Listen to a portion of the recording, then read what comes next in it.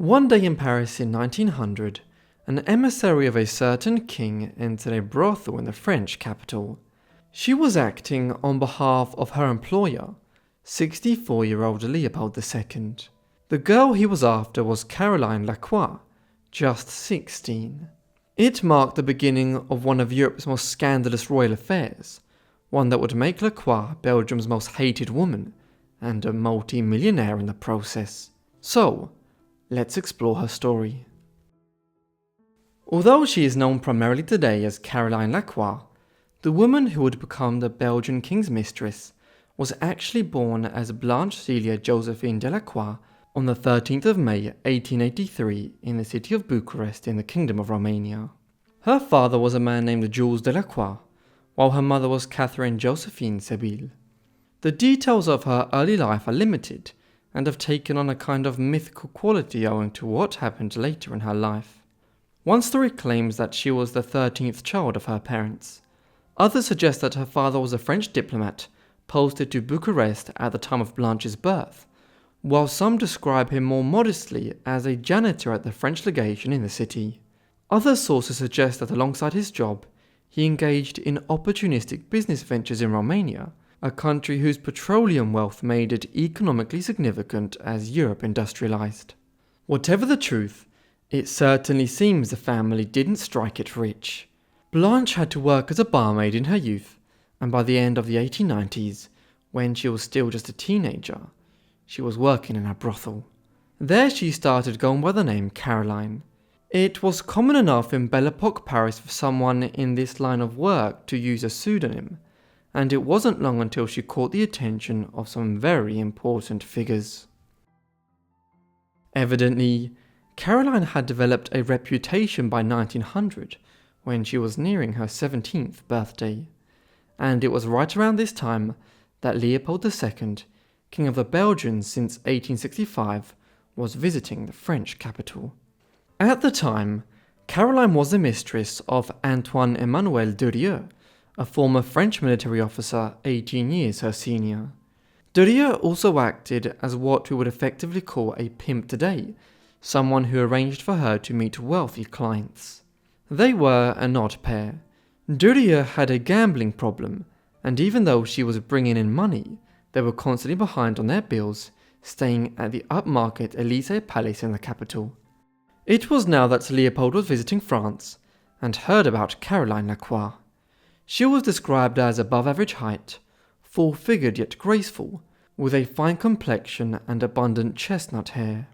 Intrigued, he then sent one of his staff over to the Élysée Palace, where she stated, "Madame, I am sent to you by a gentleman who has noticed you. He is a very high personage, but his exalted position obliges me to withhold his name." A meeting with Leopold was arranged for the very next day.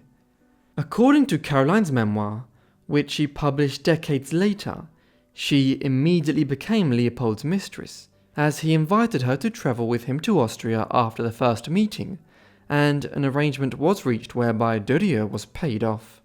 Once news of the relationship leaked, Leopold's involvement with Delacroix quickly became a public scandal. Although he had taken other mistresses before, earning the nickname the King of the Belgians and of Beautiful Women, his affair with Caroline was different from all the rest. To begin with, she was a proud, sharp-tempered and ill-educated commoner who had worked as a prostitute, while he was nearly half a century older. Leopold was also still married to his long-suffering wife, Marie Henriette of Austria, with whom he had 4 children, 3 daughters who were still alive, and a son who died in childhood. Marie Henriette would die in September 1902, but for the first 2.5 years that the king was seeing his teenage mistress, he was a married man. Even before the queen's death, Caroline's role in Leopold's life was becoming increasingly difficult to disguise. Although he usually had her travel under an assumed name, he took the extraordinary step of bringing her with him to the funeral of Queen Victoria in 1901, a move that scandalized European courts and sent shockwaves through Brussels. When his own queen died the following year, the last restraints fell away, and Caroline's position became more openly acknowledged. Ironically, This brazen flaunting of his mistress cost Leopold more popularity at home than even his brutal crimes in the Congo, as we will soon see. Eventually the pair had 2 children together.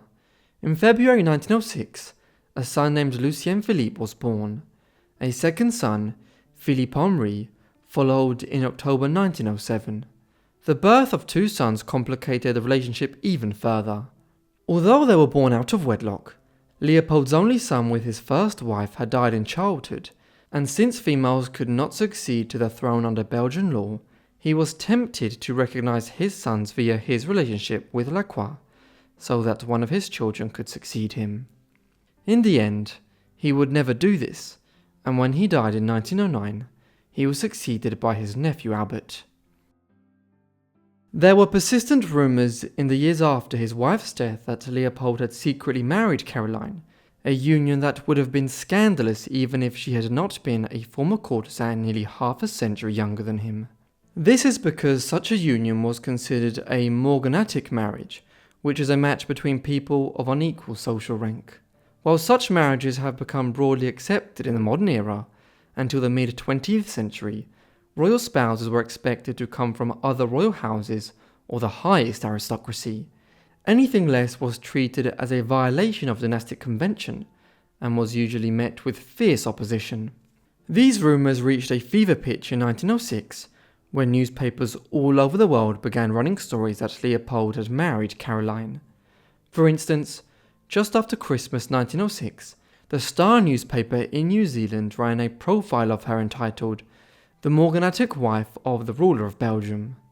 It basically suggested, without offering any proof, that a wedding had already taken place, that Caroline was in a Morganatic marriage already with Leopold, and that she was plotting to have her children acknowledged in the line of succession to the Belgian throne. In reality, there is no evidence to suggest such an early union ever took place. Caroline only finally succeeded in convincing Leopold to marry her in the final days of his life. The persistent rumour that they had wed as early as 1906 arose when the king abruptly elevated her to the title of Baroness Vaughan after the birth of their first son that February, an act so extraordinary that many assumed it could only have been sealed by marriage. We'll return to the final days of Leopold's life shortly, but first we need to look at the actual circumstances she lived in during the 1900s. At the time, Leopold was one of the richest people on earth. This was because of his colonial possessions in Africa.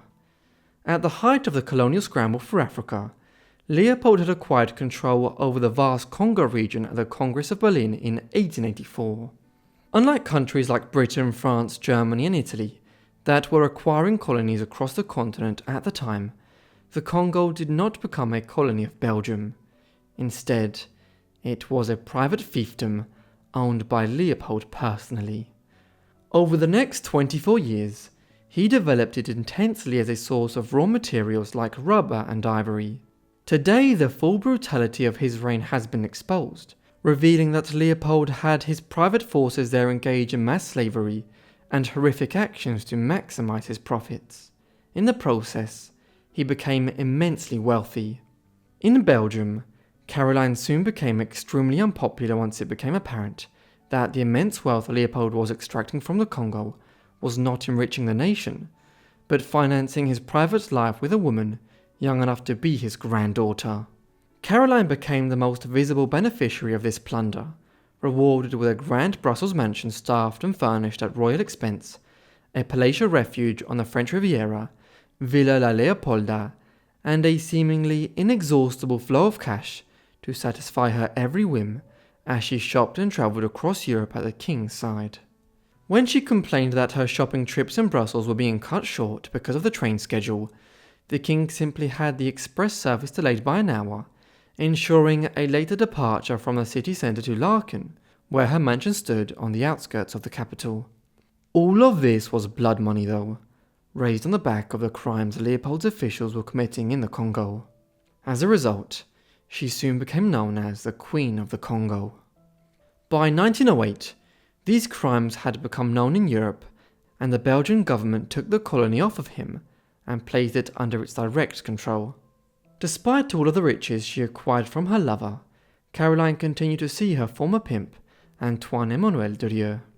He had followed her to Brussels and presumably lived there on the money he acquired from her. On occasion, he was even noticed going in and out of her house, and her attempts to cover this up by claiming he was her brother only worked for so long. Leopold soon realized something was going on, and his jealousy grew.